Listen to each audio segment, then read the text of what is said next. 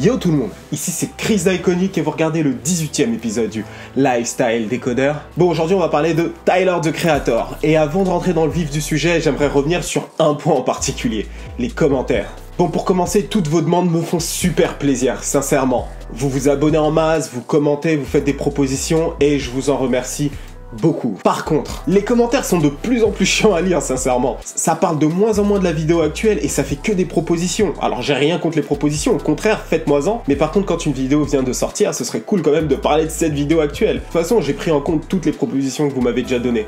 Et pour la plupart, elles étaient déjà dans ma liste. Il y en a certains comme 21 Savage qui arrivent. J'ai pas dit que c'était le prochain, mais qui arrive, donc il va arriver dans les prochaines semaines. Lil Pump, on verra. C'est pas vraiment un artiste qui m'intéresse, pour être honnête. Mais je vais voir. Et je suis sûr que même pour vous, c'est moins intéressant de lire les commentaires. Il n'y a rien de vraiment intéressant à lire à part fais ceci, fais cela. Au bout d'un moment, quand je vois ce type de commentaires, ça me donne même plus envie de répondre, tu vois ce que je veux dire? Donc, commentez sur la vidéo actuelle et faites votre proposition derrière. C'est la meilleure manière de procéder, surtout si tu veux que je lise ton commentaire, que je prenne compte de ta demande. Voilà, ceci dit, on peut revenir au sujet. Tyler, the Creator. Il sort d'ailleurs son album aujourd'hui, Flower Boy. D'ailleurs, c'est l'occasion parfaite de parler de l'artiste, tu crois pas? Tyler, the Creator est l'une des personnalités les plus singulières du monde du hip-hop. Aussi bien pour sa personnalité, pour sa musique, ou encore pour ses clips.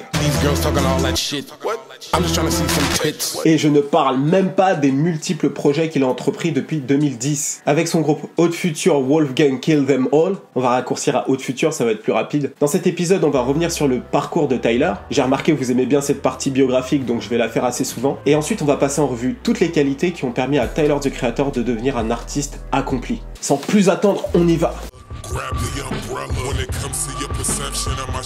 Alors son parcours, Tyler, the Creator a grandi à Los Angeles, plus précisément dans les quartiers de Ladera Heights et Hawthorne. Il a été élevé uniquement par sa mère, qu'il a eu à 20 ans, et son père a abandonné sa mère lorsqu'elle était enceinte.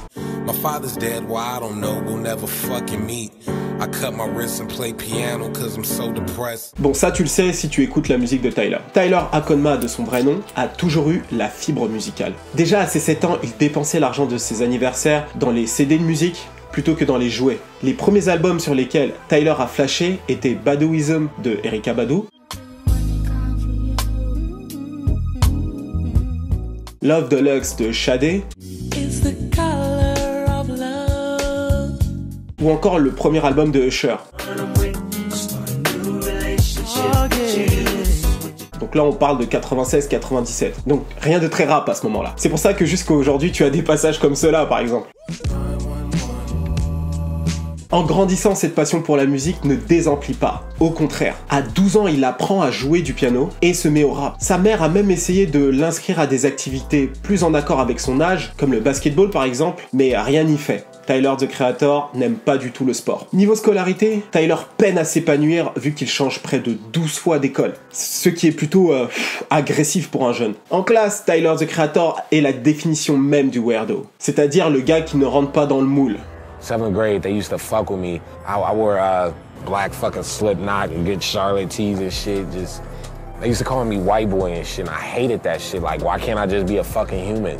En 2007, alors qu'il n'est âgé que de 15 ans, il dessine pour la première fois le donut qui va devenir le logo officiel de Haute Future. Il rassemble son collectif la même année et il est constitué au départ de OG, Left Brain, Kazé Veggies et Jasper Dolphin. Par la suite, Earl Sweatshirt va le rejoindre, Frank Ocean ou encore Sid. Leur notoriété grandissant organiquement dans leur secteur en Californie, Tyler, the Creator se sent prêt et lance son premier album en 2009 du nom de Bastard. L'un des singles les plus connus de cet album est French.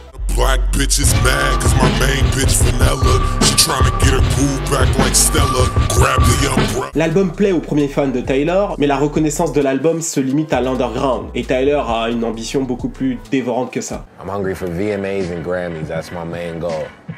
You know? Fuck this underground bullshit.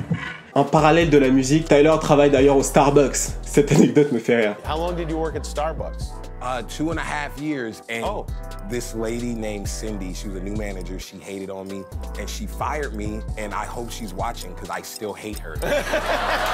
À force d'efforts, en 2011, Tyler sortira le clip, le morceau qui le fera péter internationalement, Yonkers. I'm a fucking walking paradox. No, I'm not. Threesomes with a fucking triceratops. La première fois que j'ai vu le clip, j'étais pas ultra fan de la musique en soi, mais j'étais complètement intrigué par le personnage. Et peu à peu, j'ai apprécié sa musique, et après, je suis allé voir ce qu'il a fait avant. Le buzz battant son plein, Tyler a même été invité chez Jimmy Fallon pour interpréter Sandwiches. Et la même année, il sort l'album Goblin, qui a connu un vrai succès. Plus de 50 000 copies écoulées la première semaine. Cette même année, il remporte un MTV Awards du meilleur nouvel artiste. Et c'est vraiment à partir de là que tout s'est lancé pour le rappeur de Californie. Bon, maintenant que j'ai planté le décor, je vais revenir sur les qualités qui ont fait de lui l'artiste qu'il est aujourd'hui. De 1, l'ambition. Tyler, the Creator, a toujours eu les dents qui rayent le parquet. I want to be great. I want to be an icon. I want when I die, I want people to cry and fucking make posters in the fuck. À ses 7 ans, Tyler, the Creator dessinait ses couvertures d'albums et faisait des tracklists fictives, bien qu'il ne connaissait encore rien à la musique. Mais il a toujours eu une vision claire de ce qu'il voulait devenir. Et pour ça, il a toujours su se mettre dans les conditions mentales pour y arriver. Yeah. Failure is not a fucking option. If you get failure not being an option, like, you're good. Or just like skate. Tu peux avoir des échecs sur ton parcours, mais si à long terme tu abandonnes, c'est là où tu as vraiment perdu. Le tout, c'est de jamais s'arrêter d'essayer. Cette qualité lui a permis de créer ensuite des choses diverses et variées, même en dehors de la musique, parce qu'il s'en croit réellement capable. You know, everyone could wear a crown. I want everyone to win. So, you know, I don't like telling people what they can or cannot do, because I think everybody can do whatever they want. Et là, on passe à la deuxième qualité. Tyler laisse vraiment libre cours à son imagination. S'il y a bien une chose que l'on remarque d'entrée de jeu avec Tyler, the Creator, c'est sa créativité débordante. Tyler est d'ailleurs un artiste très polyvalent. Il produit toute sa musique lui-même et celle aussi d'autres futurs. Il réalise la totalité de ses clips et il dessine même ses propres vêtements avec Golfwang, mais aussi lorsqu'il fait des collaborations avec Vans par exemple. Le jeune homme a une polyvalence que l'on avait rarement vue. Dans chacun des domaines cités plus tôt, Tyler, the Creator a sa propre patte. Dans la musique par exemple, sa voix anormalement rock pourrait être reconnue parmi 1000 autres voix, tellement le truc est spécial. Le mec à 17 ans, il avait déjà la voix d'un mec de 55. Quand l'école appelait chez lui, je suis sûr il devait se faire passer pour son daron lui-même. Voilà. Concernant ses lyrics, on y revient un peu plus tard. Ses productions aussi sont très originales, et d'ailleurs elles ont tendance à beaucoup diviser, car parfois elles peuvent être très expérimentales.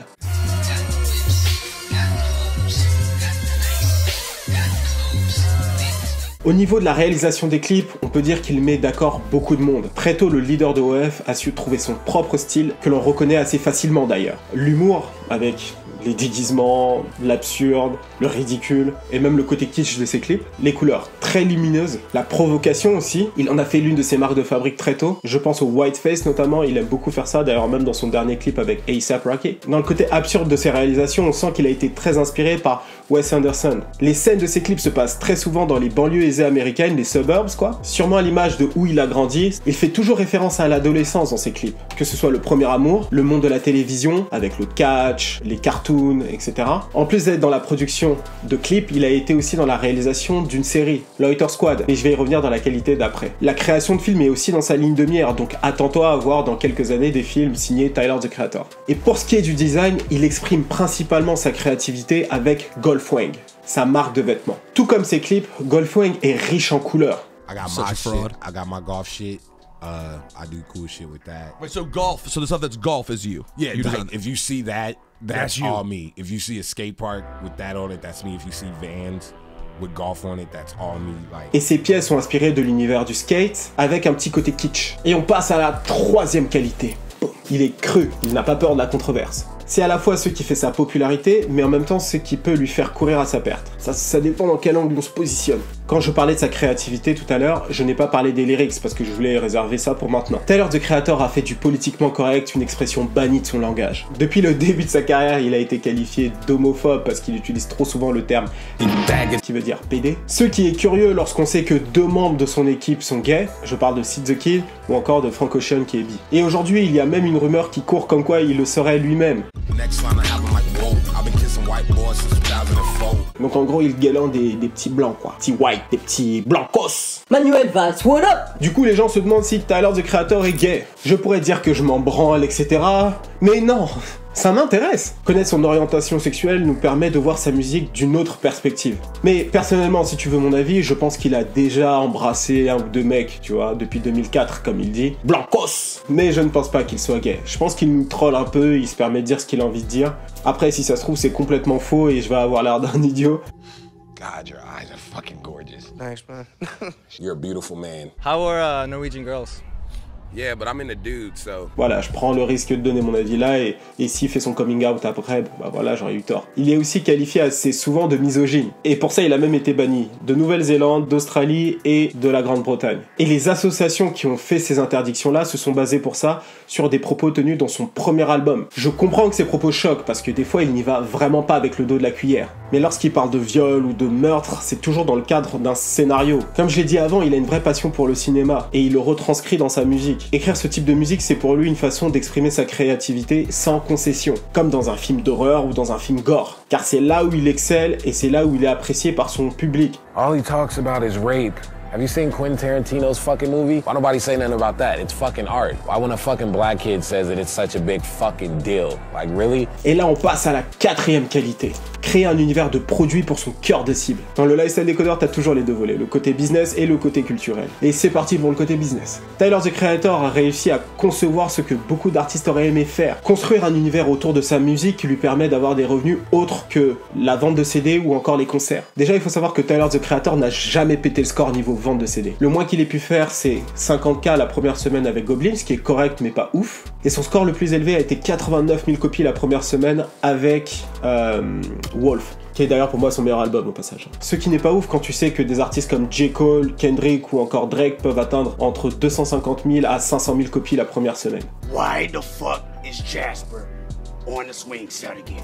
Fucking Jasper, I told you! Par contre, il a réussi à créer un écosystème autour de sa musique, lui permettant de vivre en dehors de sa musique. Qui est dans son public? White America! Des adolescents de la classe moyenne. White America! Skateurs? White America! Oui, et souvent blanc comme il le dit, mais il y a aussi des Renois. Moi par exemple. Oui, mais toi t'es un bounty, mon frère! En se basant sur ces données, Tyler a créé des produits pour cette tranche de la population. En quoi consiste la vie typique d'un fan de Tyler, the Creator? Il va au lycée en skate, c'est d'ailleurs son moyen de locomotion favori. Il passe aussi ses week-ends au skatepark. Ça tombe bien, Tyler, the Creator a conçu des planches de skate haute future et aussi Golfwing. Le fan typique de Tyler, the Creator ne se limite pas seulement à la planche de skate. Il aime aussi s'habiller comme un skater, tu vois. Et il aime les marques un peu select, type BBC Ice Cream, Supreme aussi. Ça tombe bien, Tyler, the Creator a une marque de fringues, Golfwing. Après 2-3 juin, ce même jeune aime regarder un peu les émissions psyché, type Cartoon Network, des choses comme ça. Eh ben, ça tombe bien.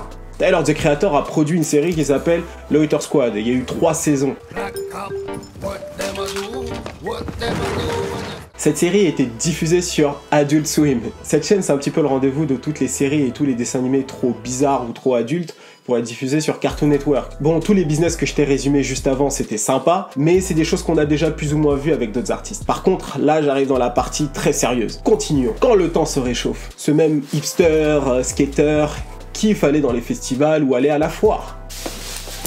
Ça tombe bien, Tyler, the Creator a son propre carnaval, le Camp Flog No Carnaval, qu'il organise depuis 6 ans en Californie. Il appelle ça un carnaval, mais c'est plutôt à mi-chemin entre un festival, avec plusieurs concerts, et en même temps, une foire. Il y a plein d'attractions, plein de choses à faire, et d'année en année, le carnaval de Tyler connaît un succès de plus en plus grandissant, ce qui est ouf. Et pour couronner le tout, Tyler, the Creator a lancé une application mobile cette année, le nom Golf Media. Cette plateforme, en fait, permet à Tyler, the Creator de diffuser tout le contenu relatif à son univers, sa musique, des cartoons, des shows, il a même une radio. Cette application mobile n'a pas encore fait ses preuves, elle est vachement jeune. Si ça se trouve, il va devoir se rediriger vers une plateforme plus classique comme Apple Music, Spotify, etc. Mais en tout cas, rien que le fait de tester quelque chose comme ça et d'essayer de prendre en main tout son contenu, c'est quelque chose que je respecte de ouf. Ce qui est clair, c'est que Tyler, le Creator, porte bien son nom. Voilà, donc on arrive à la fin de la vidéo, j'espère que t'as apprécié le travail. Si tu n'es pas encore abonné à ma chaîne, t'attends quoi? Abonne-toi mon gars. N'oublie pas de mettre le pouce bleu, active ta cloche et partage un maximum cette vidéo. Aussi, n'oublie pas que l'EP instrumental que j'ai réalisé en collaboration avec DJ Trackworks est toujours disponible dans la description. Suis-moi sur Instagram et Twitter, c'est là-bas que j'échange avec la communauté. C'était Chris du Lifestyle Decoder d'Iconic pour vous servir.